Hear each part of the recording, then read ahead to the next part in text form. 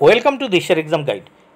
প্রিয় এসএলএসটি পরীক্ষার্থী বন্ধুরা, তোমাদের জন্য এই ভিডিওটিতে আমি আলোচনা করতে চলেছি এসএলএসটি নবম দশমের বাংলা বিষয়ের এক্সপেক্টেড কাট অফ 2025 কত হতে চলেছে সেই বিষয়ে। বাংলা বা বেঙ্গলি বিষয়ে কত পেলে তোমরা ইন্টারভিউতে ডাক পাবে তা নিয়ে এই ভিডিওতে বিস্তারিত আলোচনা করেছি। ইউআর ক্যান্ডিডেট বা আনরিজার্ভ ক্যান্ডিডেটদের কত পেতে হবে, ওবিসি ক্যান্ডিডেটদের কত পেতে হবে, এসসিদের কত পেতে হবে বা কত পেলে ইন্টারভিউতে ডাক পেতে পারো বা পাবে তা নিয়ে কিন্তু বিস্তারিত আলোচনা করতে চলেছি এই ভিডিওটিতে। অবশ্যই দেখে নিতে হবে তোমাদের। এবার আমরা এসএলএসটি নবম দশম বেঙ্গলি বিষয়ের বা বাংলা বিষয়ের কাট অফ সম্পর্কে জেনে নেব। এসএলএসটি নবম দশম বেঙ্গলির এক্সপেক্টেড কাট অফ 2025।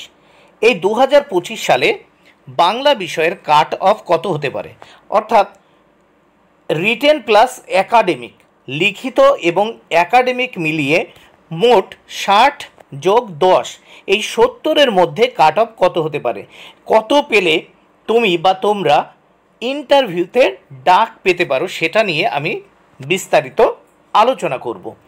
আমরা এই আলোচনাটা বিশেষত করব যে 2016-তে যে এসএলএসটি পরীক্ষা হয়েছিল সেই এসএলএসটিতে ঠিক যে ধরনের প্রশ্ন হয়েছিল এবং 2024 সালে যে মাদ্রাসা সার্ভিসের এসএলএসটি পরীক্ষা হলো সেই পরীক্ষায় ঠিক যে ধরনের প্রশ্ন এসেছে সেই ধরনের প্রশ্ন এবারও আসতে পারে।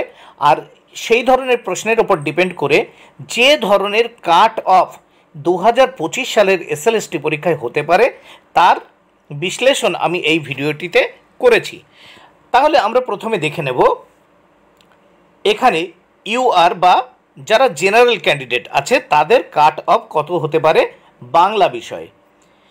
এখানে ইউআর মেল, জেনারেল যারা ক্যান্ডিডেট, ইউআর মেল ক্যান্ডিডেট, পুরুষ ক্যান্ডিডেট যারা, তাদেরকে কত পেতে হবে।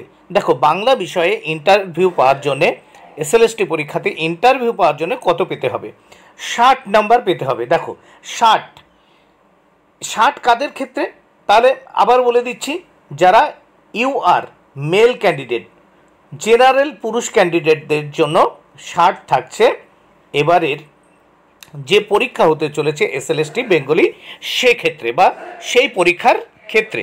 সেক্ষেত্রে দেখো 60 পেতে হবে কাদের, কিভাবে পেতে হবে, লিখিত পরীক্ষায় 50, যারা একাডেমিকে 10 পাচ্ছে তাদের লিখিত পরীক্ষায় 50 অবশ্যই পেতে হবে, তাহলে 50 যোগ কত হচ্ছে 60, এবং যাদের একাডেমিকে 8 হবে তাদের লিখিত পরীক্ষায় 52 পেতে হবে, তাহলে হচ্ছে কত 60। আমি কিন্তু এইভাবে দেখিয়ে দিয়েছি যে একাডেমিক প্লাস রিটেন মিলিয়ে 60। সেক্ষেত্রে যারা একাডেমিকে 10-এ 10 তাদের লিখিত পরীক্ষায় 50 পেলেই হয়ে যাচ্ছে, তাহলে 50 যোগ 10 60, এবং যারা একাডেমিকে 8 পাচ্ছে তাদের অবশ্যই 52 তুলতেই হবে, তাহলে ইন্টারভিউতে ডাক পাওয়া যাবে।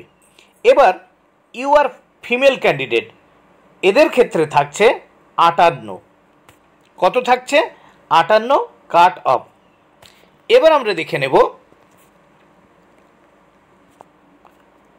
ওবিসি মেল ক্যান্ডিডেট এবং ওবিসি ফিমেল ক্যান্ডিডেট। ওবিসি মেলদের ক্ষেত্রে থাকছে, এখানে ওবিসি এ এবং বি দুটোই আমি একসঙ্গে বলছি, সেক্ষেত্রে 59। যারা 10-এ 10 পাচ্ছে একাডেমিকে তাদের অবশ্যই 60-এর ভিতর 49 পেতে হবে লিখিতর ক্ষেত্রে 60-এর ভিতর অবশ্যই 49, এবং তাহলে তারা কত পাচ্ছে 59, 49 যোগ 10 কত হলো 59। এবার যারা একাডেমিকে যারা 8 পাবে তাদের অবশ্যই লিখে পেতে হবে বা রিটেনে পেতে হবে 51 আর 8 কত হচ্ছে 59। ওবিসি ফিমেলদের ক্ষেত্রে 56 থাকছে এবারের কাট অফ। এবার নেক্সট আমরা দেখে নেব এসসিদের ক্ষেত্রে কাট অফ কত হতে চলেছে বা কত হতে পারে। আমরা দেখে নেব যে এসসি মেল বা পুরুষ ক্যান্ডিডেট বা পরীক্ষার্থীদের ক্ষেত্রে 57, সেক্ষেত্রে যাদের একাডেমিকে 10 আছে তাদের লিখিত ও রিটেনে 47 পেতে হবে, তাহলে 47 যোগ 10 কত হচ্ছে 57, এবং যাদের একাডেমিকে 8 হচ্ছে মানে 60%-এর কম যারা একাডেমিকে পেয়েছে এখানে গ্র্যাজুয়েশন বা পোস্ট গ্র্যাজুয়েশনে তারা 8 পাবে, তাহলে 8 তাদের লিখিত পরীক্ষায় বা রিটেনে কিন্তু 49 পেতে হবে, সেক্ষেত্রে তাদের হবে কত 57। তাহলে এসসি মেলদের ক্ষেত্রে বাংলা বিষয়ের কাট অফ কত হতে চলেছে 57, এবং এসসি ফিমেলদের ক্ষেত্রে হতে চলেছে 55। কেউ যদি কোনো এসসি ফিমেল ক্যান্ডিডেট যদি তারা একাডেমিকে 10 পায়, তাহলে লিখে তাদের রিটেনে কিন্তু তাদের 45 পেলেই হয়ে যাবে। তাহলে তোমরা দেখে নিলে কাট অফ। ভিডিওটি ভালো লাগলে অবশ্যই লাইক কমেন্ট শেয়ার করো। Thank you very much, keep watching my channel and my video.